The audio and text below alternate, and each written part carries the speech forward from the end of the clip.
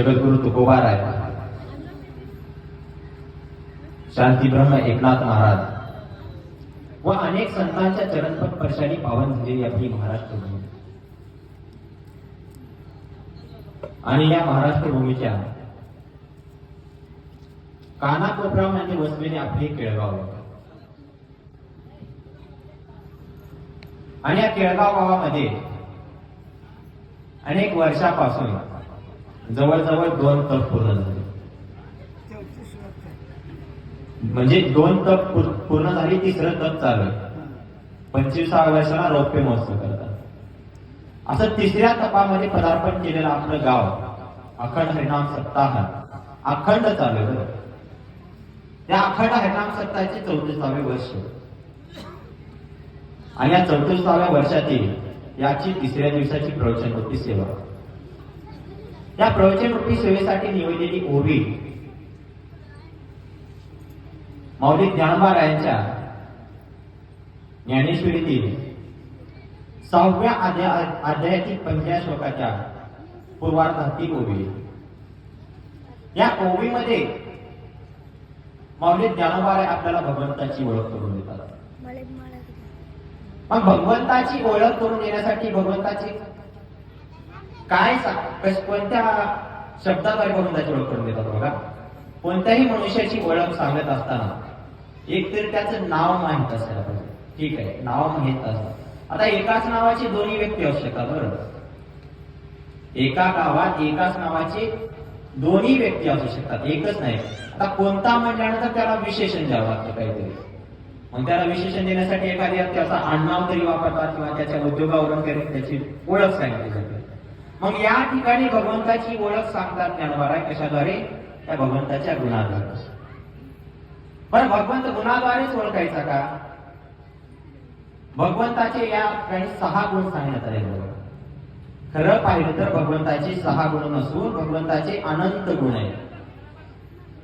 भगवंत जवळजवळ गुणाचा सागर म्हणतात ज्ञानोबा राय.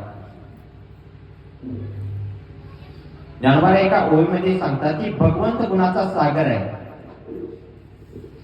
ते तर त्रिभुवनेंद्र कनेंद्र बोलिले गुण समुद्रे संजीव म्हणे. म्हणजे काय? भगवंताला गुणाचा समुद्र म्हणे. मग गुणाचा समुद्र म्हटल्यानंतर या ठिकाणी 6च गुण का सांगतात? मी ओवी कोणती सांगितलं बघा तुम्हाला. ऐका यशस्वी औदार्य ज्ञान वैराग्य ऐश्वर्य हे 6 गुणवर्य वस्ती जेथ. काय? हे 6 गुणवर्य शब्द कोणता आला? गुणवर्य. प्रत्येकाच्या जीवनामध्ये कोणी ना कोणीतरी त्याला उपदेश करत असतो. मग उपदेश करणारा मनुष्य आपला कोण होतो? उपदेश करणारा मनुष्य कोण होतो? आपला गुरु होतो. आणि खराच आपला या संसारातून तारून जाण्याचा उपदेश जो व्यक्ती आपल्याला करतो आपण त्याला काय म्हणतो? गुरुवर्य म्हणतो. मग या ठिकाणी गुण सांगितले गेले नाही तर गुणवर्य सांगितले. म्हणजे मुख्य 6 गुण सांगितले, त्याला गुणवर्य म्हणतात. बरं ठीक आहे, भगवंताची ओळख ही गुणाद्वारे ठीक आहे का? नाही. तर भगवंताचं थोडस रूपाचा आपण विचार करा. भगवंताची ओळख ही रूपाद्वारे सुद्धा सांगितली जाते. बरोबर. मग भगवंताचे रूप कोणकोणते आहेत? एक मूर्त रूप आहे आणि एक अमूर्त रूप आहे. एक सगुण रूप आहे तर एक निर्गुण रूप आहे. तुकोबा राय म्हणतात की तुझं सगुण म्हणू का रे निर्गुण? तेव्हा मी तुला सगुण म्हणू का निर्गुण म्हणू? व्यक्त म्हणू का अव्यक्त म्हणू? अव्यक्त हे आकारले रूपा आले गुणवंत. भगवंत कसा आहे? व्यक्त पण आहे, अव्यक्त पण आहे, गुणवंत पण आहे आणि सगुण पण आहे. एके ठिकाणी माऊली ज्ञानोबा एक सुंदर रूप करतात. आपण सगळे ग्रामीण भागातली माणसं एक साधारण ढोबळमानानं उदाहरण द्यायचं झालं दैनंदिन जीवनातील. आपल्याला काय करायचंय? दही करायचं. काय करायचंय? दही. मग दही करण्यासाठी आपण प्रथम काय करतो? अगोदर काय करतो? गाय असो म्हैस असो दूध काढायचं. दूध काढल्याबरोबर काय करायचं? लगेच दही होतं का? नाही, त्याला तापवावं लागतं. तापवल्यानंतर त्यामध्ये विरजण टाकावं लागते आणि विरजण टाकल्यानंतर त्याचं दही होतं. मग भगवंत कसं आहे? भगवंत हा निर्गुण आहे. म्हणजे कसा आहे? भगवंत दुधासारखा आहे, तो निर्गुण आहे. मग त्या निर्गुणामध्ये काय केलं भगवंतानी? एक माया तत्व विरजन टाकलं. म्हणजे माया नावाचं विरजन टाकलं. आणि ते विरजन टाकल्यानंतर ते मायारूपी भगवंत काय झाला? निर्गुणाचा सगुण झाला. त्या मायेला एक आरोशाला धरून किंवा मायेच्या साह्याने त्या भगवंताने या जगताची निर्मिती केली. म्हणजे काय? ते दही म्हणजे जगत आहे, देव म्हणजे दूध आहे आणि माया म्हणजे विरजन आहे. या तिन्ही तत्वाचा एक करून या जगताची निर्मिती झाली. म्हणजे या सगुण परमात्म्याची निर्मिती झाली. माऊली ज्ञानोबा एका ओळीमध्ये सांगतात की माझ्या विस्तारलेपणाचे हे जगची नव्हे आगवे, जैसे दूध मुराले स्वभावे तरी तेची दही. का पीतची झाले तरू अथवा भांगाराची अलंकारू, तैसा मज एकाचा विस्तारू ते हे जग. काय म्हणतात भगवान? ज्याप्रमाणे दुधाचं दही झालं त्याचप्रमाणे माझा मायेशी संग झाला आणि त्या संगमामुळे या जगताची निर्मिती झाली. आपण काय करतो? मृग नक्षत्र निघाल्यानंतर पेरणी करतो. पेरणी केल्यानंतर त्या बियामध्ये काय दिसतं? आपल्याला फक्त बी दिसतं. त्याच्या आतमध्ये काय दिसतं का? फोडून पाहिलं तर त्याच्या दोन भागात केल्या तर त्याची डाळ होती, पण आतमध्ये काय दिसतं का? तसा प्रॉब्लेम काय म्हणतात? का बीजची झाले तरू अथवा भांगाराची अलंकार. त्या बीजापासून रोपट होतं, त्या रोपटापासून झाड होतं, त्या झाडाला फळं लागतात, फुलं लागतात, फांद्या फुटतात. का? ते फक्त बीजच होतं की भगवंत म्हणतात मी फक्त एकटाच होतो, त्या माईचा संग केलो आणि माझ्यापासून 84 लक्ष योनी तयार झाल्या, 4 वर्ण तयार झाले, अनेक प्रकारचे जीव तयार झाले, जंतू तयार झाले. अशा 84 लक्ष योनी मी निर्माण केला. का? मी मुख्य बीज आहे. भगवंताची ओळख सांगते बरं तुम्हाला. म्हणजे भगवंताच्या रूपाचं वर्णन पाहता भगवंत आधी भगवंताच्या रूपाचं वर्णन पाहण्याच्या अगोदर भगवंत आहे कोण, त्याचं स्वरूप काय, त्याची मूर्ती काय ते आपण पाहिलं पाहिजे. मग या भगवंताने काय केलं? 84 लक्ष योनी निर्माण केल्यानंतर त्या लक्ष योनीचा पुढे विस्तार होत गेला. अनेक प्रकारे माणसाची संख्या वाढत गेली, जीवजंतूची संख्या वाढत गेली. जसं संख्या वाढत गेली तसं आता भगवंताने प्रत्येक अवतार कार्य धारण करण्यास सुरुवात केली. भगवंताने अवतार कधी धारण केला? हो, गीतेमध्ये श्लोक सगळ्यांच्या जवळजवळ कानपाठ असेल किंवा पाठ असेल बघा. एक श्लोक सांगितला जातो, यदा यदा हि धर्मस्य ग्लानिर्भवति भारता अभ्युत्थानो धर्मस्य तदात्मानं सृजाम्यहम्. याचा अर्थ असा होतो, ज्या ज्या वेळेस धर्माला ग्लानी येईल, म्हणजे ज्या ज्या वेळेस मानव धर्म हा संकटात येईल, त्या त्यावेळेस भगवंताला अवतार घ्यावा लागतो. धर्म रक्षावया अवतार घेशी आणि आपल्या पाळीशी भक्त जना. ज्या ज्या वेळेस त्या भगवंताचे भक्त अडचणीमध्ये असतात किंवा संकटामध्ये असतात, त्यांच्यावरती संकट ओढवतं, त्यावेळेस भगवंताला अवतार घ्यावा लागतो. बघा, कच्छ अवतार घेतला भगवंताने कशासाठी? कशासाठी घेतला?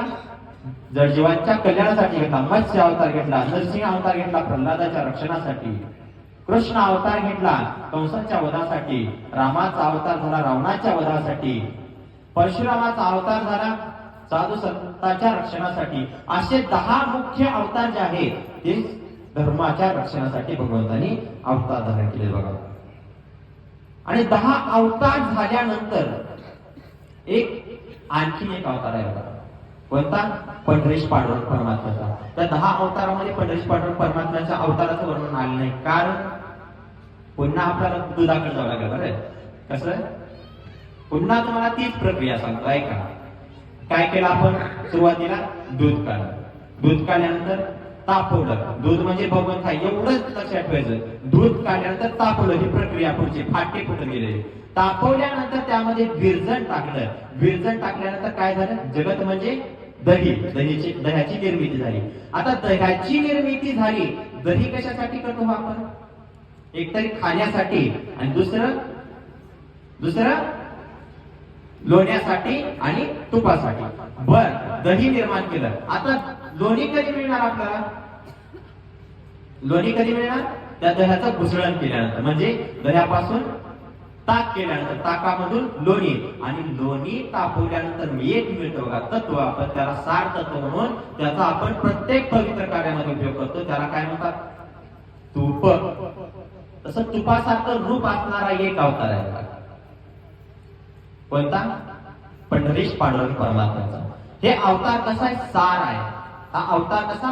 पांडुरंग म्हणजे सार अवतार आहे. त्या नवनीतासारखा, त्या लोण्यासारखा सार अवतार आहे. अनंत रूपाचे हे सार, अनंत तीर्थाचे माहेर, अनंत अनंत अपार, तो हा कटिकर विटे उभा, धन्य धन्य तो पांडुरंग. नामदेव महाराज सांगतात हे अनंत रूपाचे सार आहे. म्हणजे या 10ही अवताराचं सार असणारा कोण आहे? पंढरीश पांडुरंग परमात्मा. तो कुठे आहे? अनंत तीर्थाची माहेर असणाऱ्या पंढरीमध्ये स्थित आहे. अनंत अनंत अपार, तो हा कटिकर विटे उभा, धन्य धन्य तो पांडुरंग. पण पांडुरंगच का अवताराला नाव देण्यात आलं? ज्यावेळेस श्रीकृष्ण परमात्मा गोपाळासह गायी चारण्यासाठी त्या यमुनेच्या तटावरती जायचे, आणि सायंकाळच्या वेळेला ते गायी परत घेऊन येत असताना दिवसभर खेळून खेळून त्या गायीच्या खुराची जी माती असते की नाही, त्या यमुनेच्या तटावरची ती माती या श्रीकृष्णाच्या तोंडावरती उडवली जायची, म्हणजे तोंडावर साचली जायची. आणि ती माती कशी? पांढऱ्या कलरची होती, पांढऱ्या रंगाची माती होती, पांढरट माती होती. आणि त्या मातीला माती तो चेहरा मळलेला पाहून वल्लभाचार्य एक नाव दिलं त्या ठिकाणी, पांडू रंग, म्हणजे पांढरा रंग. त्याचा एक शब्द आता त्याचा विग्रह झाला, त्याचं नाव पडलं पांडुरंग. वल्लभाचार्य सांगतात की मुख मंडित रेणू चरित धेणू वदित वेणू मधुस्रम, म्हणजे तो कसा? पांडुरंग, म्हणून त्याचं नाव पांडुरंग पडलं. पण त्याचं स्वरूप कसं आहे त्या पांडुरंगाचं? रोज आपण ऐकतो, गातो, म्हणतो बघा, रूप पाहता लोचनी सुख झाले हो साजनी, आवडे हे रूप गोजिरे सुगुण, आणि पाहता लोचन सुखावले. कसं आहे त्या पांडुरंगाचं स्वरूप? अगदी भुलवून टाकणार. रूपी जडले लोचन आणि पायी स्थिरावले. म्हणजे त्या पांडुरंगाकडे पाहिल्यानंतर आपलं जे चंचल स्वरूपाचं जे म्हणाय, मी गतवर्षी सांगून गेलो बघा, की आपलं मन कसं आहे, किती चंचल आहे, किती चपळ आहे. असं चंचल चपळ असणारं मन त्या पांडुरंग परमात्म्याच्या चरणाशी लीन होतं. कधी? त्या पांडुरंगाचं मुख्य स्वरूप पाहिल्यानंतर, म्हणजे त्याचं रूप पाहिल्यानंतर इतकं ते लोभसवाना रूप आहे. पण त्याचा रंग कसा आहे? हो, कोणी सांगेल का त्या पांडुरंग परमात्म्याचा रंग कसा आहे? माहिती नाही का? पंढरपुरात आल्याचं कधी योग आला नाही का? फक्त आषाढी वारीमध्ये पहाटे 3 वाजता चॅनल लावायचं आणि तिथूनच बघायचं का? कसा आहे? सावळा. पण आणखीन एक रंग आहे त्याला, पंढरपूरचा निळा, लावण्याचा पुतळा, आणि विठू देखील डोळा बाह्य. तो कशा रंगाचा आहे? निळ्या रंगाचा आहे. एके ठिकाणी रामरक्षेमध्ये एक श्लोक आहे, ध्यात्वा निलोत्पलम श्यामम रामम राजीव लोचनम, म्हणजे तो कसा? निळ्या रंगाचा आहे. जानकी लक्ष्मणोपेतम जटा मुकुट मंडिनम, तो भगवान कसा आहे? निळ्या रंगाचा आहे. कैसे निलोत्पलाते रावीत आकाशाही रंगू लावीत, तेजाची ओज दावीत इंद्र निळा, तो भगवंत कसा? निळ्या स्वरूपाचा, निळ्या रंगाचा आहे. पंढरपूरचा निळा, लावण्याचा पुतळा, एवढं ते लोभस्वान रूप आहे. भागवतामध्ये एक श्लोक सांगितला जातो बघा, म्हणजे शुकांनी ज्यावेळेस भागवताची निर्मिती केली, आणि भागवताची निर्मिती केल्यानंतर नारदांनी त्यांना प्रश्न विचारला शुकांना, की तुम्ही एवढे चिंताक्रांत का आहात? तुमच्यामध्ये एवढी कोणती चिंता आहे? तर शुक सांगतात की मी भागवताची निर्मिती केली आहे, पण हे पवित्र असणारं भागवत द्यायचं कोणाला? कोणताही ग्रंथ असो, कोणतंही वाक्य असो, किंवा कोणतीही पदवी असो, ती जर योग्य असेल तर ती योग्यच व्यक्तीच्या हातात द्यायला हवी. बरोबर? एखाद्या जर वेळेच्या हातामध्ये एखाद्या जिल्हाधिकाऱ्याचं जर कार्य दिलं किंवा पद जर दिलं तर तो व्यवस्थित कारभार करू शकणार. त्याचप्रमाणे शुकांना प्रश्न पडला की हे भागवत द्यायचं तरी कोणाला? तो अधिकारी पुरुष आहे तरी कोण? नारद सांगायला लागतात की तो अधिकारी पुरुष तुमच्याच वंशातला आहे. कोण? तुमच्याच वंशातला आहे.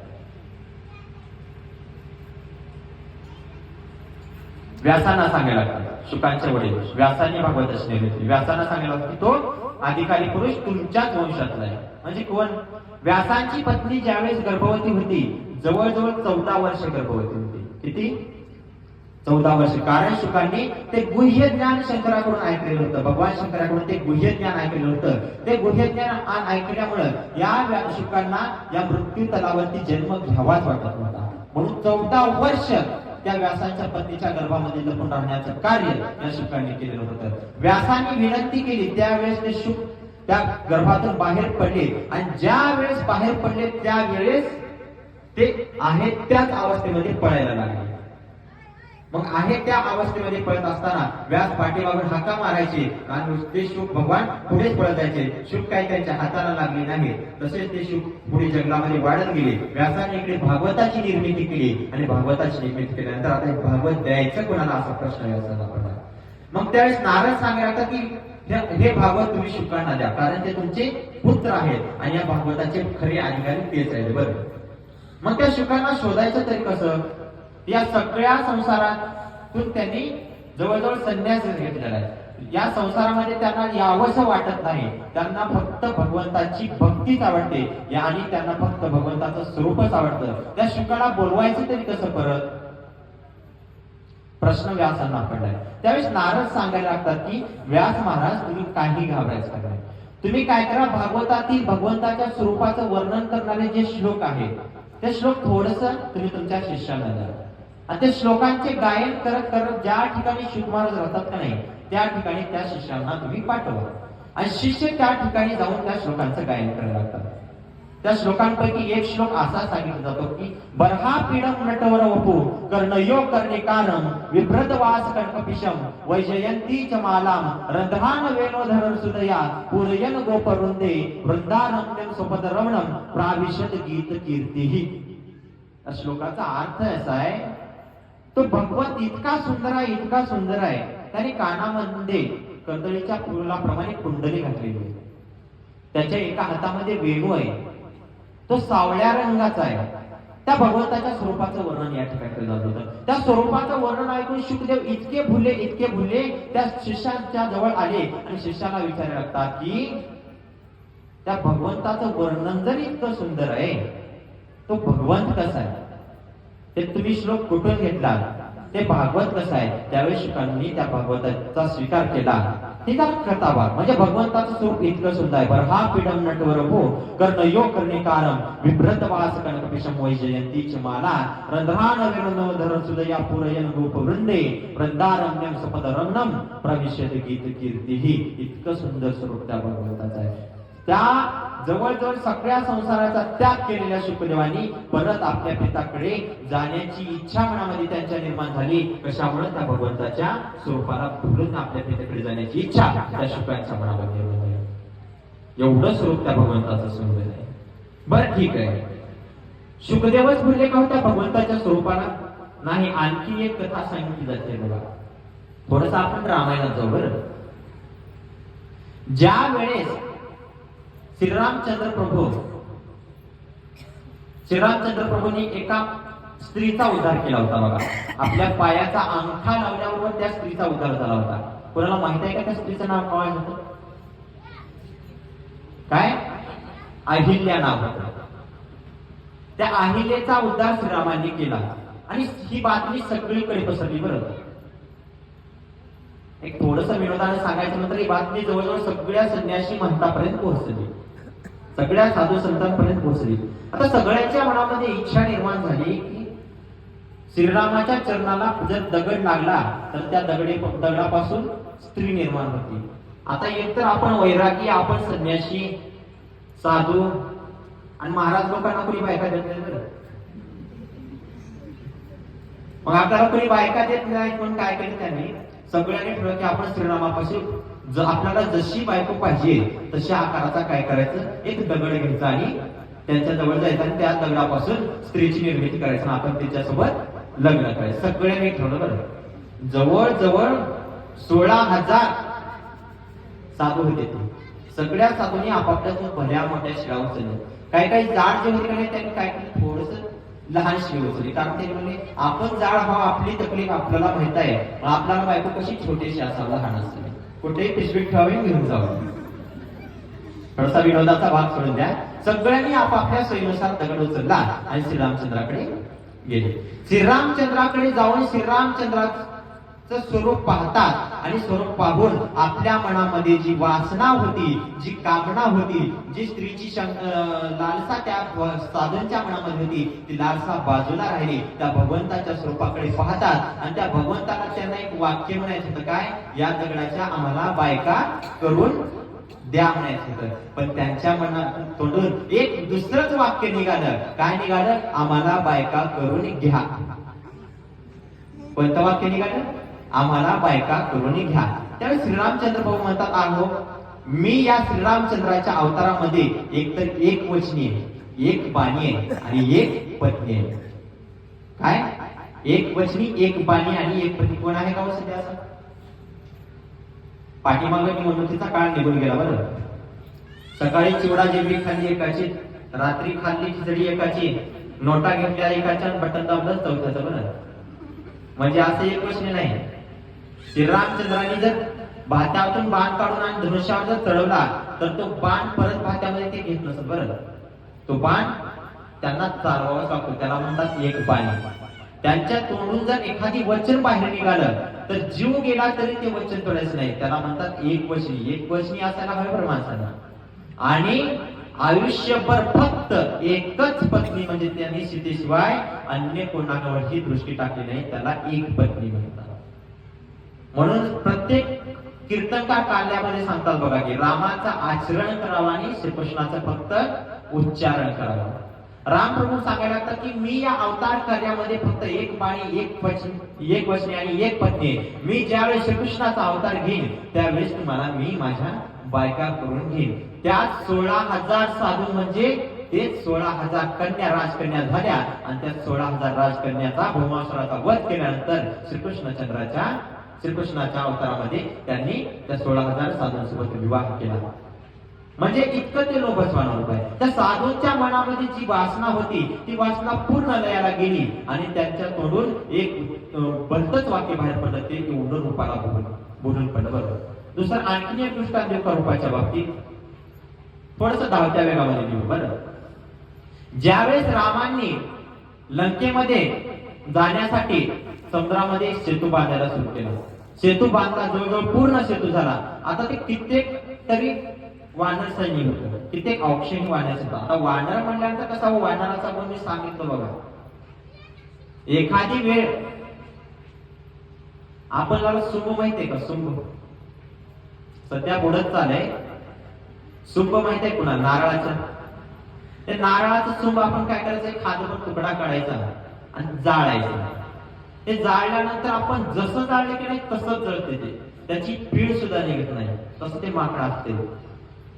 सुंभ जळाला तरी पीळ जात नाही. त्याला मरण जरी आलं तर त्याच्यात जी चंचल नावाचं जे तत्व आहे की नाही, चंचल नावाचं जे गुण आहे की नाही, तत्व कधीच जात नाही बघा. मेलं तरी त्याची खोड जात नाही, इतकं ती माकड चंचल असतं. मग अशी अनेक वानराची सेना होती.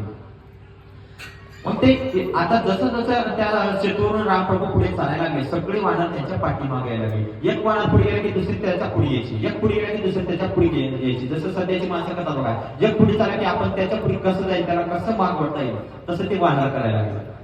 मग त्यामुळे काय झालं, एवढा सेतू वानर पूर्ण सेना इतकी फाकली. आता जांबुवंतांनी म्हटलं, भगवंता आपल्या वानर सेनाला आता सेतू लहान पडायला लागलाय. त्यावेळेस काय केलं भगवंताने, थोडस समुद्राच्या त्या सेतूच्या किनाऱ्यावरती आले. त्याबरोबर समुद्रामधील जी मोठी मोठी जी मासे होती का नाही, ती सगळे त्या सेतूच्या साईडला येऊन चिटकून पाहत बसले. आता ते माकड म्हणल्यानंतर त्या माकडाला त्या सेतूमधील आणि त्या माशामध्ये काय फरकच जाणवणार नाही. बरं, सगळी आता माकड त्या माशावरून चालायला लागली, त्या मोठ्या मोठ्या माशांवरून चालायला लागली. तर जांबुवंतांनी प्रश्न केला, भगवंता आता एखादी वेळ जर एखादा जर मासा पाण्यामध्ये गेला तर सगळी माकडं आपली पाण्यामध्ये जातील. त्यास भगवान सांगायला काही काळजी करायची नाही. बरं, ज्या म्हणतात काहीच काळजी करायची गरज नाही, मी माझं खरं स्वरूप त्या माशांना दाखवलंय, त्या माशांना माझं स्वरूप इतकं लोभसवान झालंय, इतकं त्या स्वरूपाशी लोभी झाले ते मासे की फक्त मी जोपर्यंत त्यांच्या दृष्टीला दिसेल तोपर्यंत ती मासे पाण्यामध्ये जाणार नाहीत. इतकं ते लोभसवान त्या भगवंताचं स्वरूप आहे.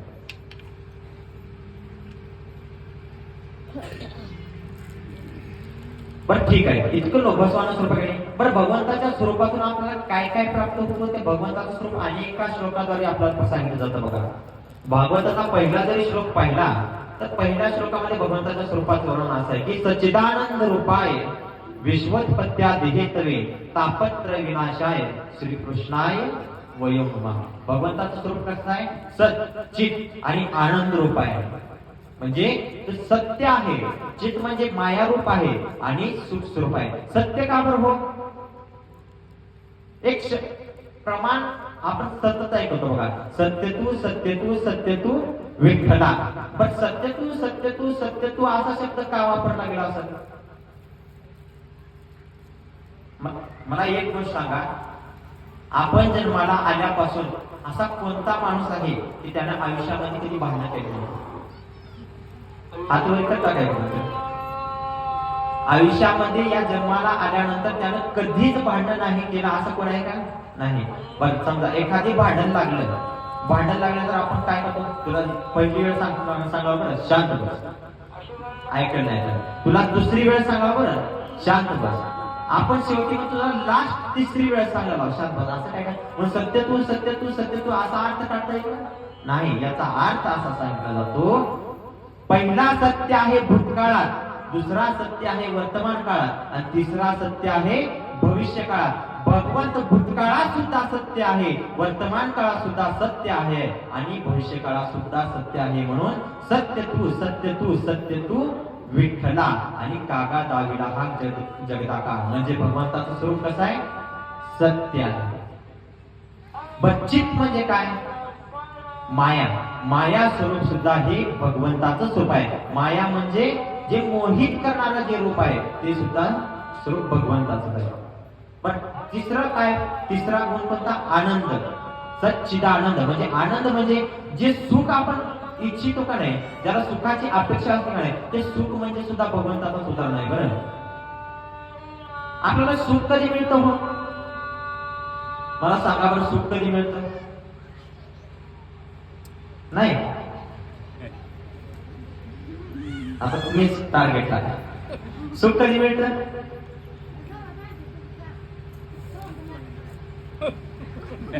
भगवंताच्या नाही. शेतातली ऊसाची पट्टी आल्यावर गुळाची नाही, कुठंच नाही. सुख आपल्याला त्या भगवंताचं स्वरूप पाहिल्यानंतरच मिळतं. बरं, आपण काय करतो बघा, पंढरपूरला दर्शनाच्या बारीमध्ये कोण कोण थांबलं होतं? 1-2 तास बारीमध्ये थांबल्यानंतर जसं आपण रावळामध्ये जातो तसं आपण काय करतो? त्या भगवंताच्या तोंडाकडे कधीच बघत नसतो बघा. त्याला ढकल, त्याला ढकल, याला ढकल, त्याला ढकल म्हणून त्याच्यातच आपल्याला खऱ्या सुखाची अनुभूती मिळत नाही. बरं, आणि तिथं गेल्यानंतर सुद्धा आपण त्या भगवंताच्या चेहऱ्याकडे कधी पाहिले का? त्या भगवंताच्या तोंडाकडे कधी पाहिले का? आपल्याला फक्त एकच बघायचं असतं, त्या भगवंताच्या चरणाशी डोकं तेवढं लावायचं असतं. मग ते मागं लोटणार असतं. एवढीच आपली धावपळ असते, म्हणून आपल्याला खऱ्या सुखाची अनुभूती कधी झाल्यावर. तुम्हाला मी एक प्रश्न विचारणार होतो की आतापर्यंत तुम्ही तुमच्या संसाराच्या आयुष्यामध्ये बऱ्याच गोष्टी कमवल्या, त्या गोष्टीमध्ये तुम्हाला सुख मिळालं का? नाही. या 3 दिवसाच्या कालावधीमध्ये सकाळी पारायणापासून, दुपारी गाथा भजनापासून, दिवस मावळ्याच्या हरिपाठापासून रात्री कीर्तनापर्यंत तुम्हाला जे आनंद मिळत आहे ती कधी मिळाला का वगैरे?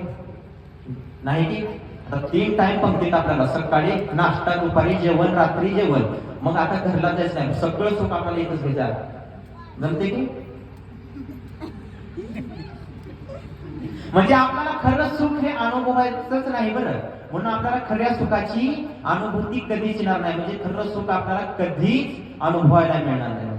म्हणून खरं सुख कुठं आहे? सर्व सुखाचे आगर बाप रखमा देवीवर, सर्व सुखाचे आगर मने नरहरी सोनार, सर्व सुखाचे आगर तो हा उभा विटेवर. कुठं आहे? तो सर्व सुख स्वरूप असणारा पंढरीश पांडुरंग परमात्मा आहे. हे झालं सुखाच्या स्वरूपातील भगवंताची ओळख, भगवंताच्या स्वरूपाचं वर्णन. बरं ठीक आहे, भगवंताच्या रूपाचं वर्णन जर पाहिलं गेलं तर भगवंताचं 3 प्रकारचे रूपाचे वर्णन सांगितले जातात. एक सोय्य रूप, एक तदेकात्मक रूप, एक आवेश रूप. सोय्य रूप म्हणजे काय? अपेक्षा न धरता स्वतः आविर्भूत होणारं रूप म्हणजे सोय्य रूप. ज्याच्या मनामध्ये कोणतीच अपेक्षा नाही, कोणतीच वासना नाही, कोणतीच धारणा नाही, ते सोय्य रूप म्हणजे कोणतं? पंढरीश पांडुरंग परमात्म्याचं. ते कसं आहे हो?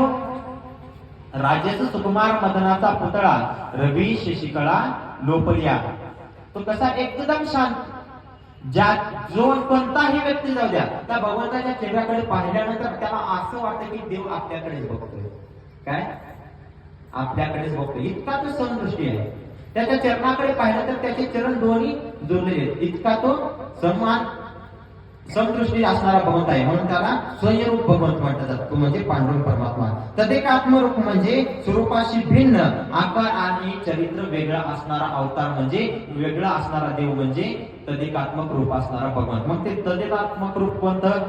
त्यांनी 3 अवतार धारण केले. एक मत्स्य अवतार, कुर्मा अवतार आणि नरसिंह अवतार. म्हणजे माणसाच्या आकारापेक्षा अन्य आकार म्हणजे ते तदेकात्मक रूप. म्हणजे मत्स्य कसा? माणसापेक्षा वेगळा आहे. कुर्म म्हणजे कासव कसा? माणसापेक्षा वेगळा आहे. नृसिंह म्हणजे कसा? त्याला सिंहाचा शिर आहे आणि माणसाचं धड आहे, म्हणून तो सुद्धा अवतार आणि चरित्र त्याचं वेगळं सांगितलं जातं. त्याला तदेकात्मक रूप म्हणतात. आणि आवेश रूप म्हणजे ज्ञान, शक्ती, कलांनी आवेष्ट झाल्यासारखं वाटतात, त्यांना आवेश रूप म्हणतात. या 24 अवतार भगवंताची सांगितले जातात. बाकीचे त्यामध्ये नारद आणि संकादिक हे अवतार म्हणजे आवेश अवतार सांगितले जातात. त्याला आवेश रूप म्हणतात. बरं ठीक आहे, हे झालं रूपाच्या बाबतीत भगवंताची ओळख. या ठिकाणी माऊली ज्ञानोबा सांगतात की ऐका यशस्वी अवतार्य ज्ञान वैराग्य ऐश्वर्य हे ही 6 गुणवर्य वस्ती जेत.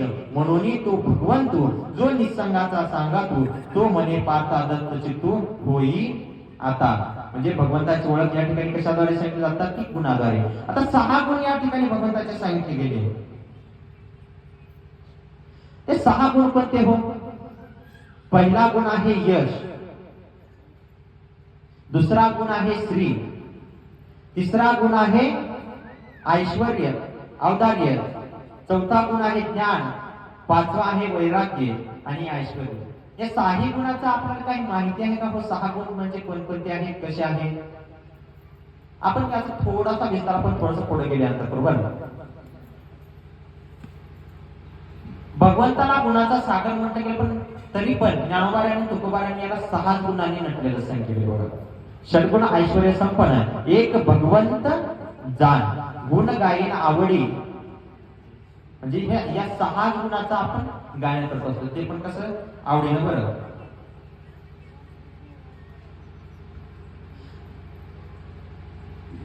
आणि तेच 6 गुण या मानवी जीवनामध्ये आल्यानंतर गायचं आहे. कारण कसं? करावे कीर्तन आणि मुखी गावे हरीचे गुणबर. कैसे माझ्या गुणी झाले देश काळाते विसरले, कीर्तने सुखे झाले आपणापाची. या भगवंताच्या गुणाचं गायन मनन श्रवण चिंतन केल्यानंतर खऱ्या कीर्तनाची खऱ्या सुखाची अनुभूती आपल्याला येते. पण हे 6 गुण कोणते? भगवंताचे 6च नाही तर अनेक गुण सांगितले जातात. एके ठिकाणी सुंदर श्लोक सांगितला जातो. असित गिरी संयम कल जलम सिंधू पात्रे सूर तरुवर शाखा लेखनी पत्र पूर्वी लिखती यदि गृहीत्वा शारदा सर्व कालम तदपि तव गुणामिषम पारम न याती. म्हणजे काय? समुद्राची शाही केली, आकाशाचा कागद केला, तरी सुद्धा या भगवंताचे जे गुण आहेत ते गुण आपल्याला लिहिता येत नाही. तुकोबाराय सांगतात, तुका म्हणे मही पत्र सिंधू न पुरे शाही. या भगवंताच्या गुणाच्या बाबतीत जर सांगायचं गेलं तर आकाशाचा कागद जरी केला, समुद्राची शाही जरी केली आणि लिखाणासाठी बसलं तरी याच्या गुणाच्या बाबतीत लिखाण करता येणार नाही. तू इतका गुणांनी नटलेला आहे. पण 6 गुणांच्या बाबतीत काय सांगायचं? यश म्हणजे काय? एखादी गोष्ट आपण मिळवण्याचा प्रयत्न करावा आणि ती प्रयत्न केल्यानंतर ती गोष्ट मिळावी म्हणजे त्याला यश म्हटलं जातं. भगवान कसा आहे? तो यश स्वरूप आहे. यश हा गुण त्याच्यामध्ये भरभरून भरलेला आहे. भगवंताला कधीही अपयश आलं नाही. बरं, कृष्ण अवतारामध्ये त्याला दोन अपयश सांगितले जातात कृष्ण अवतारामध्ये, म्हणजे भगवंताच्या बाबतीत. एक म्हणजे ज्यावेळेस कृष्ण शिष्टाई करण्यासाठी जातात कौरवाकडे, त्यावेळेस त्यांची शिष्टाई सफल झाली नाही, कारण त्यांनी स्वतः अपयश स्वीकारलंय. कारण सांगतो, त्यांना कौरवांचा नायनाट करायचा होता, जवळजवळ त्यांना कौरवांना संपवायचं होतं, म्हणून त्यांनी शिष्टाई ही अपयशी ठरवली. दुसरं अपयश असं सांगितलं जातंय, एक कालयवन नावाचा राक्षस होता आणि त्या कालयवनासोबत श्रीकृष्णाचं बऱ्याच वेळा युद्ध झालं, पण कालयवनाचा मृत्यू हा श्रीकृष्णाच्या हातून सुद्धा शक्य होता, तरी सुद्धा तो मृत्यू श्रीकृष्णाने केला नाही. ज्यावेळेस कालयवन थकला जायचा, ज्यावेळेस कालयवनाला मारावा असं वाटायचं श्रीकृष्णाला, त्यावेळेस श्रीकृष्ण ते रण सोडून पळायला लागतात. त्यावेळेस पासून श्रीकृष्णाला एक नवीन नाव प्राप्त झालं, त्याला काय म्हणतात, रणछोड म्हणतात बघा, रणछोड. असं काय अपयश, तर कारण त्या कालयवनाचा मृत्यू हा मुष्कुंदाच्या दृष्टीतूनच शक्य होता, म्हणून श्रीकृष्णाने या ठिकाणी सुद्धा अपयश स्वीकारलाय. मुळात भगवंत कसा यशाने नटलेला आहे. बरं, परमात्माला कधीच अपयशी ठरवता येत नाही. वेद सुद्धा यशाचं वर्णन करू शकत नाही. बघा, प्रणवाचे पेटे झाले शब्द ब्रह्म माझेटे, ते जयाची आशा धाकोटे वेदून पुरे. वेद सुद्धा म्हणायला लागतो की भगवंत हा अपयशी कधीच नाही, अपयशी भगवंताला ठरवता येत नाही, भगवंत यशाने नटलेला आहे. बर, ठीक आहे, यश गुण आपण मान्य केला. भगवंताचा दुसरा गुण कोणता हो? यश. दुसरा गुण श्री. श्री म्हणजे काय? श्री म्हणजे लक्ष्मी, ज्याला आपण पैसा म्हणतो बघा, लक्ष्मी. आता लक्ष्मी कोण आहे हो? भगवंताची बायको. मग ती बायको जर लक्ष्मी असेल, जर बायको जर स्त्री असेल, मग हा गुण भगवंताजवळ आलाच की हो? ती लक्ष्मी कशी आहे भगवंताजवळ? जशी आपली लक्ष्मी आहे तशी आहे का? आपल्या लक्ष्मीला काय करावं लागतं हो? कीर्तन झाल्यानंतर घरी जावं लागतं आणि बाहेरून ठोकावं लागतं दरवाजाला. बाळ्याची आई, पिंट्याची आई म्हणून हाक मारावं लागतं. त्यावेळेस ती लक्ष्मी मग आळस देत मग उठून दरवाजा काढते. मग भगवंताची लक्ष्मी तशी आहे का? भगवंताची लक्ष्मी कायम भगवंताच्या पायाजवळ आहे. बरं, ज्यावेळेस समुद्र मंथन झालं आणि समुद्र मंथनातून 14 रत्नापैकी एक लक्ष्मी नावाचं रत्न बाहेर आलं, त्यावेळेस त्या लक्ष्मीच्या हातामध्ये एक स्वयंवराची माला देण्यात आली आणि स्वयंवराची माला दिल्यानंतर सगळे देव लाईनला थांबले होते. त्यामध्ये एकटाच नव्हता बघा. कोण? एकटाच नव्हता, हा भगवंत नव्हता. त्या लक्ष्मीने सगळ्या देवतांकडे पाहिलं, त्या लक्ष्मीने कोणालाही वरलं नाही, पण त्यावेळेस त्या लक्ष्मीची नजर एक लांब उभा टाकलेल्या त्या भगवंताकडे गेली आणि पळत पळत लक्ष्मीने त्या भगवंताच्या गळ्यामध्ये वरमाला टाकली. त्यावेळेस भगवंत सांगतात की मी तुझा स्वीकार करतो, पण तुझी जागा कायम माझ्या चरणाशी आहे. बरं का? मला थोडं सांगा, आता इथं सगळी वयोवृद्ध माणसं आहेत. आताच एक नवीन वाक्य आहे बघा, बायकोची जागा कुठे असते मग? हल्ली गाजत गेले. बरं, तू माझ्या हृदयात आहेस म्हणतात बरेच. त्या भगवान सांगतात की माझं हृदय मी तुझ्यासाठी नाही बरं ठेवलं लक्ष्मी, मी माझं हृदय माझ्या भक्तांना दिले, म्हणून तुझी जागा माझ्या फक्त आणि फक्त चरणाशी. त्यावेळेसपासून एक आपण प्रमाण म्हणतो बघा काकड्यामध्ये, पाय लक्ष्मीच्या हाती आणि तिची यावे कापळती. सतत लक्ष्मी ही भगवंताच्या पायाची स्थिर आहे. आणि ही स्त्री जे गुण आहे ते स्त्री गुण भगवंताच्या जवळ आहे. बरं, मग तिसरा गुण कोणता? औदार्य. औदार्य म्हणजे काय? उदारता. भगवंत कसा होतो? तो उदाराचा काय राणा, तो उदाराचा राजा आहे. भगवंत इतका उदार आहे, इतका उदार आहे. भगवंत ज्यावेळी श्रीकृष्ण त्या गोकुळामध्ये अवतरित झाले, कंसाने सभा घेतली आणि सभेमध्ये पहिलं श्रीकृष्णाचे गिराईक कोणतं होतं? सगळ्यांनी भागवताचा जवळजवळ 2 वर्ष ऐकले. श्रीकृष्णाचं पहिलं गिराईक कोणतं होतं? पुतना. ती पुतना काय केली? आपल्या स्तनामध्ये विष भरले आणि त्या श्रीकृष्णाला पाजण्यासाठी श्रीकृष्णाच्या घरी जाते आणि श्रीकृष्णाचं हरण करून आकाशमार्गाने जायला लागते. ते मारायला आलेल्या पुतणीला सुद्धा या श्रीकृष्णाने काय केलं हो, मोक्ष दिला. इतका तो उदार आहे. आपल्या शत्रूला सुद्धा मोक्ष देणारा हा भगवंत इतका औदार्यवान आहे. एवढंच नाही, माऊली ज्ञानोबाराय सांगतात की तुझे औदार्य जाणो स्वतंत्र, देताना म्हणसी पात्रा पात्र, पै कैवल्य आयसे पवित्र, वैरियाही दिसले. माऊली ज्ञानोबाराय सांगतात की देवा भगवंता, तुझ्या अवताराचे काय वर्णन करावं, तुझ्या उदारतेबद्दल काय सांगावं. अहो तू उदार, तुझा इतका उदार आहे, इतका उदार आहे, मोक्ष देणारा किंवा मोक्ष धारण करणारा, मोक्ष घेणारा त्या मोक्षास पात्र आहे का अपात्र आहे, तू याचं सुद्धा कधी विचार केला नाही. इतका तू उदारवान आहे.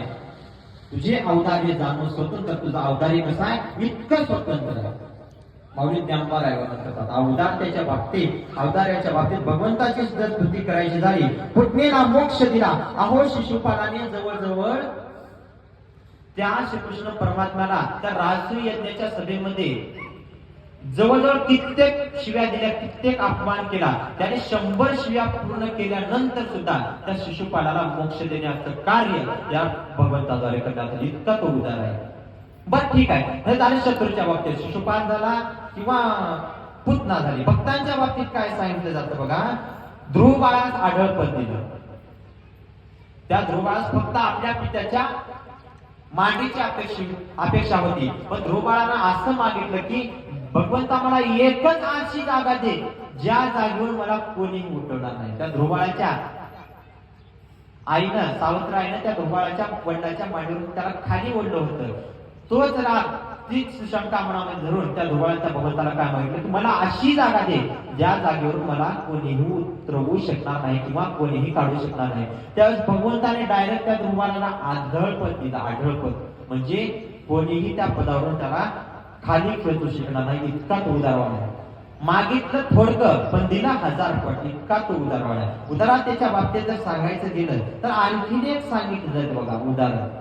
सुदामाचे चरित्र सगळ्यांनी ऐकले, सगळ्यांनी वाचले, सगळ्यांनी जवळजवळ अनेक माध्यमाच्या द्वारे अनुभवले सुद्धा.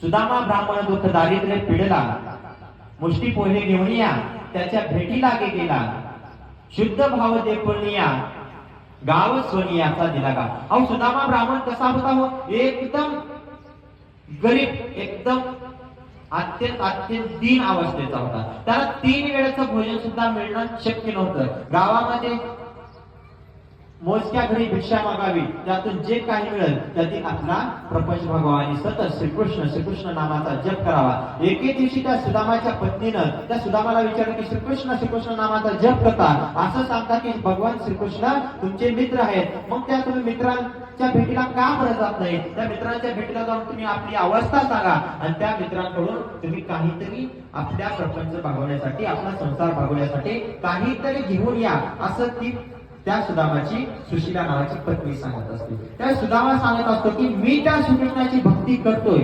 मनामध्ये कोणतीही अपेक्षा ठेवून भक्ती करत नाही, म्हणून त्या श्रीकृष्णाची भक्ती करतोय. कशासाठी? मला भगवंताशी, त्या श्रीकृष्णाशी एकरूप व्हायचं आहे, मला त्या श्रीकृष्णाची प्राप्ती करून घ्यायचं आहे, म्हणून मी श्रीकृष्णाची भक्ती करतोय. मला त्या भगवंताने भरपूर दिले. बरं काय दिलं होतं त्याला? आतापर्यंतच्या आयुष्यामध्ये, सुदामाच्या आयुष्यामध्ये काय होतं का?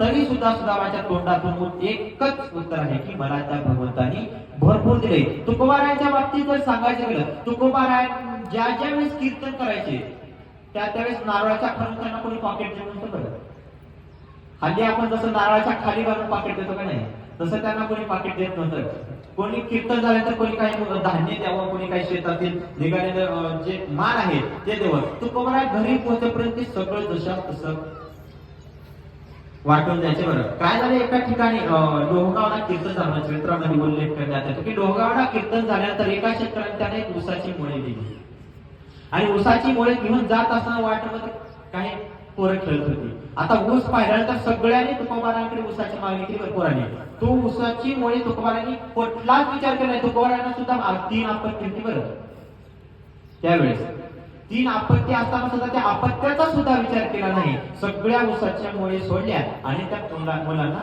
वाटप केलं. इतकं वैराग्य येतात तुकोबारांच्याकडे, इतकी उदारता त्या ठिकाणी होती. मग तसंच या ठिकाणी सुदामाचं चरित्र आहे. सुदामा म्हणाला मला त्या भगवंतानी भरपूर दिले. आता